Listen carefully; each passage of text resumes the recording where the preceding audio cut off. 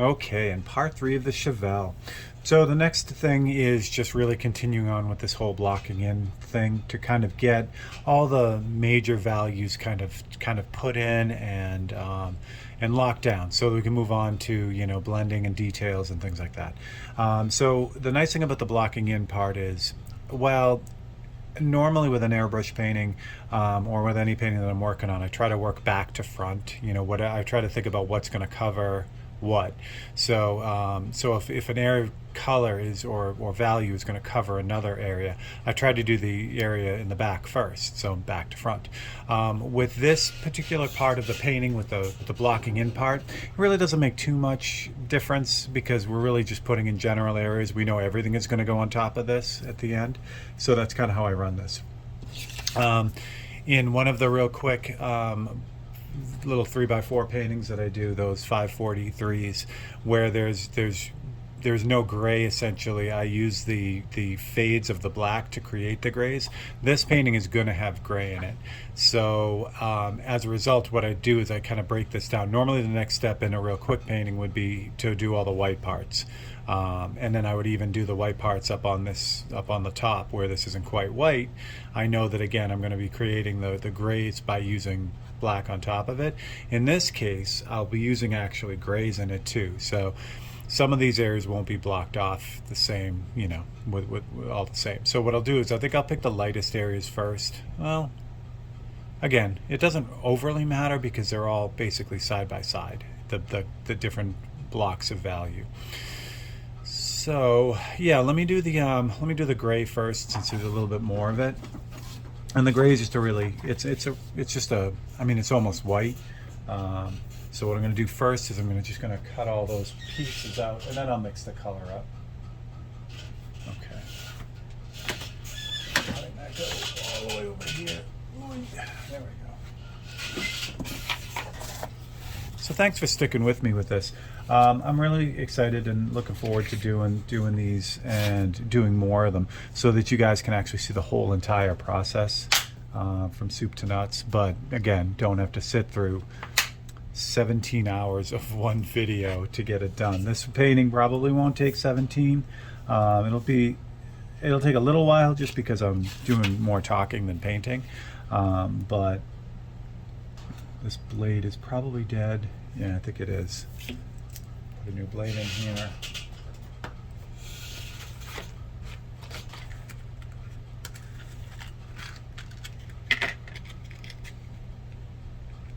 Okay. X-Acto loves me. I only use the very end of the blade, the very, very end of it, so I go through a ton of them. Alright, so for these cutouts, I'm looking for anything that's like a just kind of a mid-tone gray. If I can save the body lines in these cutouts, I will. If I can't, it's not a huge deal. Zip you guys a little closer here so you can see. So these body lines, if I can keep them, that's really great, because it'll allow me to use them as a kind of the drawing guide, and then I don't have to worry about them later. Again, if I can't, because they're going to be really small pieces of paper left, if something happens and it doesn't work out, that's okay too. It's not a big deal. Let's see what we got here.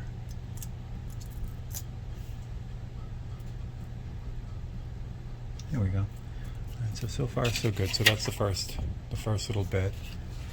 So I'm looking for anything, again, that's this medium gray. And this is a really important value in this painting, because these seem like they're white, like they can be, and they could be white. If I just dumped them in as white, the painting would read well, but it doesn't give me any place to go for the real highlights. So if I make these really a light gray, when I have to pop in these, like the little highlight right at the corner of the body here, that's going to look great. That's going to pop out in the end. But if I have this really bright and white, you won't see that. The highlight won't have the same effect, because it can't compete with the value that's already there. So, alright, so here's the fun cut. This is trying to leave that body line, and with a good X-Acto blade and decent copy paper, You can pull stuff like this off. Inexpensive copy paper, the real light duty stuff, you can't do things like this, where all that I've left is that little body line. So thin paper would rip as I try to cut that. So this is, you know, premium. Yeah, I just get whatever premium paper is available and on sale. I think it's 28 pound if I'm not mistaken, but again, I just look for the heaviest copier paper I can find, and that'll let me do these, you know, these cuts where they're like, you know, just little bits of paper left. And trust me, that saves a lot of time in the end, because I'm not really kind of having to repaint everything in. I'm actually just leaving it. So this one over here, I know I can't get this one out, so I'm gonna just cut my losses. So this little reflection right here of whatever's going on up here, I could try to cut that and leave that, but I know from doing a lot of these that that's kind of a, you know, that cuts a little too small. I might be able to pull it off, but it's not going to be worth it. Even if I could pull it off, when I go to spray the airbrush on that, it'll just, you know, flop out of the way and wouldn't do any good anyway. But these body lines, on the other hand, like the center and everything, those are great to save. If I can save those, that's fantastic. And you'll see they'll almost, I mean, because the panel is gray already, when I go to spray the light parts, you're going to see that line as if I just painted it in. It's really convenient. All right, the chrome on the top I think is going to be white, so I'll leave that for later. The top of the body here that ends up showing right here, that can come out. Most of the grill is gray. I mean, most of the grill is white. The headlights themselves, I'm gonna cut them out in a second. The bumper here, I have some decisions to make here. So I am going to clean this bumper up by removing the curb reflection, which is right here. So that means the whole bumper is going to be gray. Now, in this photograph, the bumper is big enough that you can see the texture of the ground in it. Now, I don't have that in my painting. So actually, you know what? Let me show you one more thing. This is good. Again, this is all the decision kind of making that goes on. So I'll look at my painting real quick and see how I set it up. Now I set up this this really bright white base down the bottom that fades into the gray. So now in the photograph that I have of this car, the asphalt is kind of a medium gray, which I would cut out. So the reflection of that asphalt in the bumper is also medium gray. My painting, this is brilliant white. So then that would mean that this bottom of the bumper is going to be brilliant white as well. So just a kind of a thing that you kind of keep going back and forth and making adjustments on. The majority of the headlights are gray. I think I'm going to cut them out too. Get you guys back in a little closer.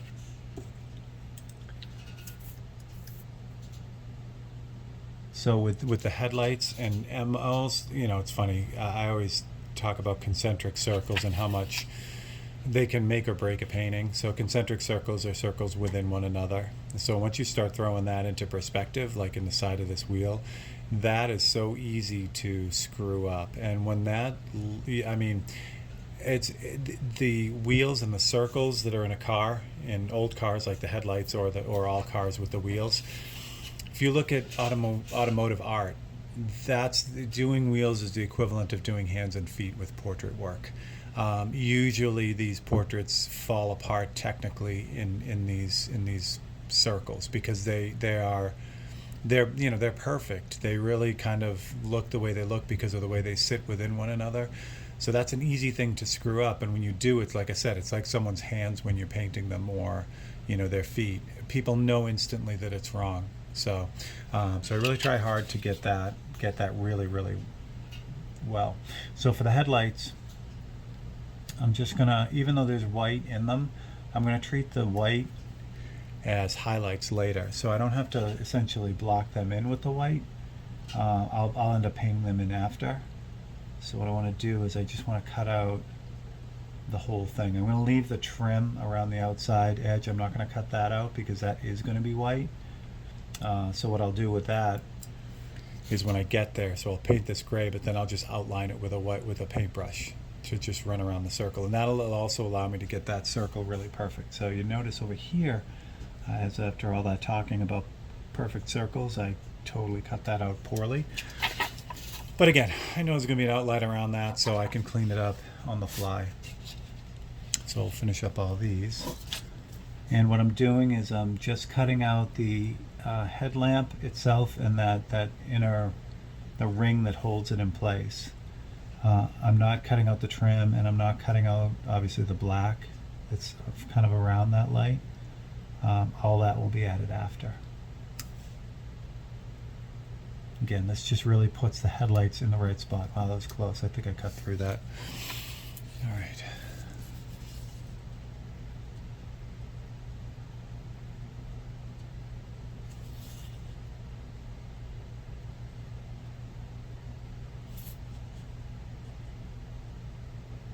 Headlights are the same thing. You know, it's nice working from like a reference photo and a photocopy and that kind of thing, because it sets up that perspective. That's, I mean, you could draw a line between all these, you know, between all four of these lights, and it actually, this light is bigger than this light here, just because in perspective it's closer to you, so it seems a little bit bigger, but it's not terribly bigger.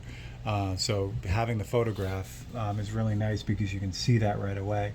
Again, the tendency with headlights, and usually with automotive art that maybe falls a little bit short technically, that's one of the places also. So headlights are going in different directions, and you know, just they don't sit right. So it's really really easy to do. Okay, so there are the headlights. Again, this is all going to be brilliant white, except for, you know, the reflections in it, which all the reflections I leave, because in this instance, because I'm gonna end up painting all those on top of it. Sorry about my completely paint covered fingers. It's been quite a day, or quite a week. It's been quite a week today. So all right, the wheels, getting to the wheels. So with the wheels, there are those bright highlights, which I'm definitely going to keep these. That's going to be nice, but those are going to be airbrushed in after. So what I think I'm going to do, I want them lighter than they got to be whiter than the base of the painting. So that's a really deep gray. I don't want that. So I could have left them if that gray primer was a little bit lighter, but I'm not going to. I'm going to cut, what I'll do is I'm just going to cut the whole thing out, because the majority of the wheel is gray.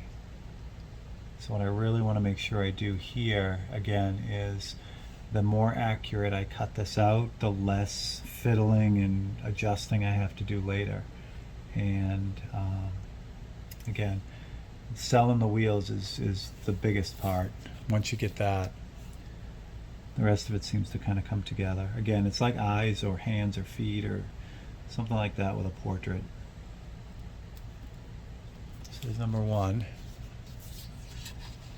And number two. And I cheat a lot on these paintings, like when I'm taking photographs or looking for photographs to use, or if someone sends me photographs, I'll lean towards the photographs that have a lot of perspective in it, so the side you don't see a whole bunch of the wheel.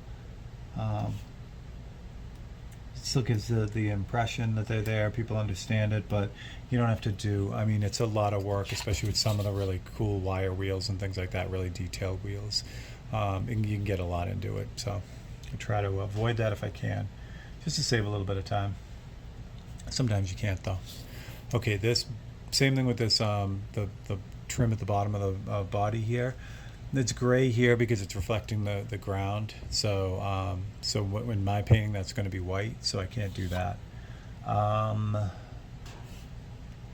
The interior looks lighter than the car, but I think I'm going to use the primer base that I base the painting in as that gray. So that's all set.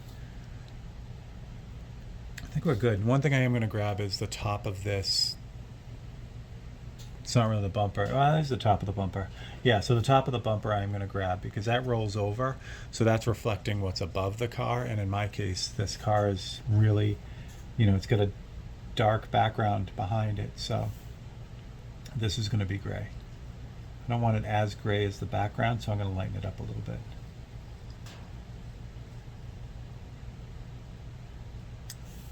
grab the whole thing here. Again, this reflection over here, whatever this is, I'm going to leave that out. I'm not going to put that in. I might indicate it, but I'm going to definitely play that down a little bit.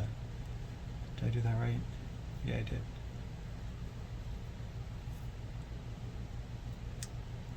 Okay.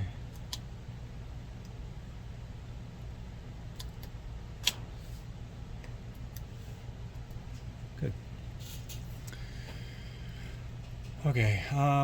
The details like the logo here, I don't have to do that now. I mean, it is that gray, you know, the gray I'm going to be spraying right now, but obviously it doesn't make too much sense to spray that in now if I'm going to spray the body in dark and then cover it anyway. So it's things like that. The details aren't really what I'm looking for. I'm really looking for the big bulky areas that that will work. One thing I'll also grab, I think, let me back you out a little bit. This gradation goes from the dark body color all the way out to like almost not really white but really light gray. So I am going to grab that. So all I'm going to do here is I'm just going to cut out the back. I got to make a decision on this. I'm also going to smooth out this, see where the separation is between this dark color and the light color. It looks like it's reflecting trees. I'm going to smooth all that out too. So I'm just going to take the average here and I'm just going to cut across. And what I'm going to do here, I'm just going to take this piece and I'm going to fold it over. So now I know that when I get to that with the gray, I'm just going to fade towards that fold. Just a little helpful reminder there. I think that's going to be good. Got everything? The same thing with the trim. The trim here is the majority of this trim is gray as it travels around, then it turns brilliant white as it's like in the full sun right here. So I could cut that out and paint that in now, but I'm going to have to do it again later once I get the body color in, so I'm going to leave that aside too. So I think we're good. All right. Put this aside for a second so I can mix up some paint, and I'm just going to use opaque white and black. The whole painting, this whole painting, I'm restricting myself to just opaque white and black. That's it. That will, and again, in the end, it's going to have a lot more life than just a black and white painting like the simple ones where I use the back, you know, the base color as the gradation. This is going to have a lot of grays in it, so it'll actually have a lot of life. Alright, so what I've pulled out today, because my Iwata is in need of a little bit of TLC because I've been abusing it lately with the number of hours I've been putting on it. So today I have my Rich Pen 212C, and this is one of the new Mojo airbrushes from Mike Learn. So it's a Rich Pen 222C, but then he takes it and he does all kinds of modifications to it. So it's a nice brush, really nice brush. All right. Grab that copy. I'll just line up this copy now, and then I'll just mix the paint so I can go when it's go time. All right. Let's see what we got here.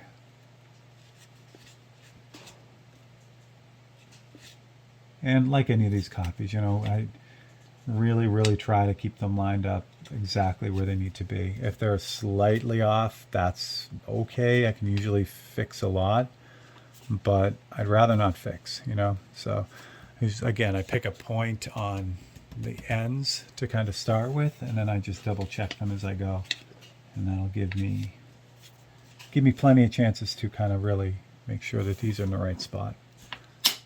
Okay, bunch of big old magnets. Don't need a ton of them, you know. I don't have to really clamp this thing down. All right. So next up is the gray. So I'm going to I want some control on this.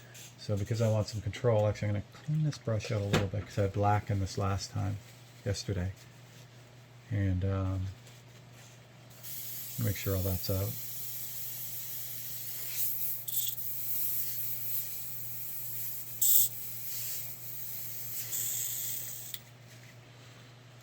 Good. Okay, so a light gray. So what I'm going to use the opaque white which I have pre-mixed 1-to-1, so it's 1 part 4011 to 1 part paint. And I have that pre-mixed and ready to go all the time. There is a label on there somewhere. There it is.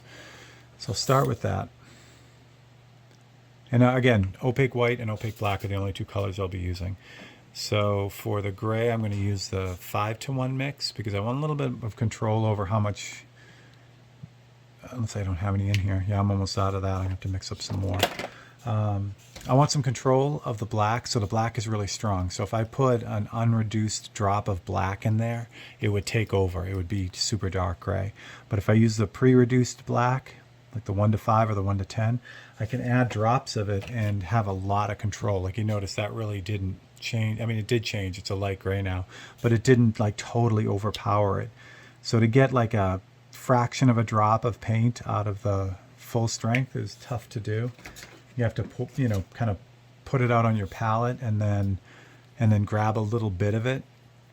But having the pre-reduced really works well because you can just kind of go for it. So that's getting there. I want this kind of an off-white, really. I'm going to use up all this. I got to mix up some more. What I do with these, and I think I've mentioned it, so for the premixes, like this is 1-to-5, so it's 1 part paint to 5 parts 4011 reducer. I only mix up about 10 to 20 cc's of this and any of these premixed colors, because once you add the reducer to these paints, it kind of gets the clock ticking. So the reducer lowers the paint's surface tension and helps it to dry. So what happens is once you add that, those things are happening. Now these bottles are, airtight, but there's still air in them. So I try not to mix up too much, pre-mix too much, but I like to have some pre-mix just so that I'm ready to go. And with that for me and the work, kind of the workflow that I have, if I have 20 cc's of, or even 10 cc's of one pre-mixed color, that lasts me a long time. And it only takes 5 minutes to mix up another little batch. So that has been working out really, really well for me. All right, and I've hit the mark on this now. So if something happened and I overshot the mark, I got a little bit darker gray than I wanted to, I could always just add a little bit of the white to it. And it's really easy to do. But that gray is going to work out fine for me. All right, so let's start with the headlight. So this is why my fingers are covered in paint and I get paint everywhere. So on the ampersand boards, I can use the big heavy magnets, but as they get close to one another, they'll snap together and it's usually a mess. So what I have to do is I have to kind of hold the template down with my fingers instead of magnets like I do on the thinner material, but that works out okay. This needs more air pressure. So that came out kind of grainy, but that's okay. So grainy just means more air pressure, or I have to reduce this a little bit more, but we're going to try more air pressure first. Because again, I used all pre-reduced paints to mix that up. So I know it shouldn't be the air pressure. Or it shouldn't need more reduction, I guess, is what I mean to say. So that means more air pressure. That's how that usually works. If it was, straight out of the bottle, or if it was a, mix that I made out of a bottle, and I was getting real grainy spray, it could mean that the paint is too thick. So I try to balance it out and figure out which one it is. When I pull this is going to look white, but this is kind of what I was saying. If I were to put actual white on top of this color, you'd get this you'd see the white, you'd see how gray this is, but in this instance, it's gonna appear like it's white. All right, these top sections. So it's on the hood. It's kind of a fade from the front of the car back, but this color is going to be across the whole thing. So I am going to favor the front of the hood, and I may actually bump it up later with a little bit more white. But again, this is just a blocking in. This just gets everything in the place that it needs to be. And the wheel, again, I could take some time and figure out where all the shapes are now, but I'm not going to do that. I'm just going to kind of lock this in generally and then add the details after. You also notice I'm not really keeping the entire template stuck down. I don't care if some paint gets underneath. In fact, it helps out because when these edges are a little bit fuzzy, like a tiny bit fuzzy, when I go to like put the next value up against these fuzzy edges, I'll clean them up, and then you have this totally cohesive painting.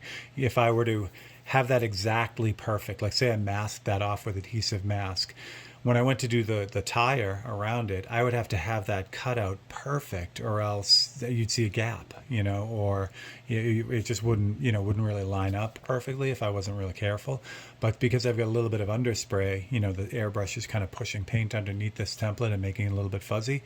When I go to clean it up later, it's going to be flawless because I'll be able to make those adjustments. Okay, so for the fade in the back, I'm just going to start at the back of the car and move forward, and I'm not going to get anywhere near this fold. That's kind of my marker.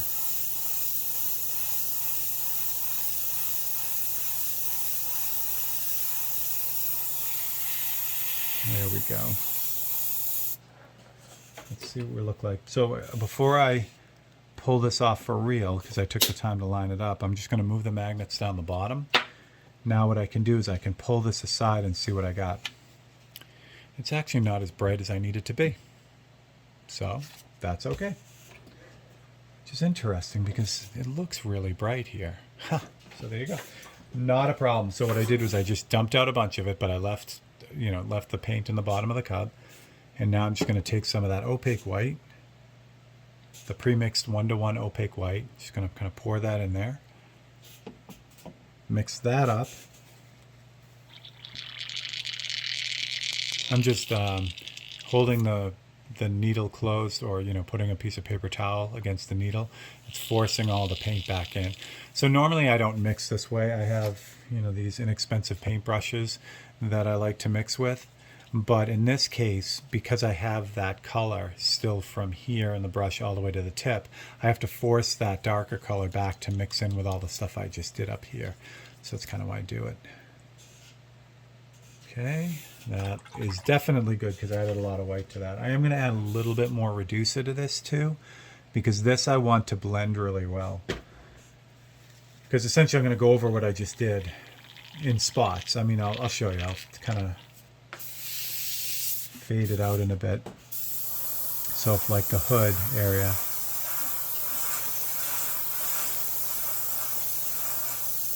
I want this to blend really well. So if the paint was really thick and grainy, it wouldn't really blend, but this is thinner. So what I can do is now just really apply light layers over and over again. And there, I'm not putting on a whole ton of paint. As you see, so you see the whole template is like flopping around here. Normally, if I were to do that with really thick paint, the paint would immediately go underneath. But because I've got this so dry, so I'm putting on such light layers, there's really not a whole bunch of paint flying around on there. So I don't have to worry too much about overspray. And again, I should have a magnet right here because I don't want this on the background, but that's okay. It'll be a good opportunity to kind of see the cleanup involved too around the edge, which I'm going to have to do. All right, so the wheel, it needs to be a little bit lighter across the board too, so we'll do that. And the back wheel too. And the headlights, what I'm going to do for the headlights, I'm just going to lighten the bottom edges of them, or the bottom half of them. And that will play into the whole chromy, reflective quality of the light later on.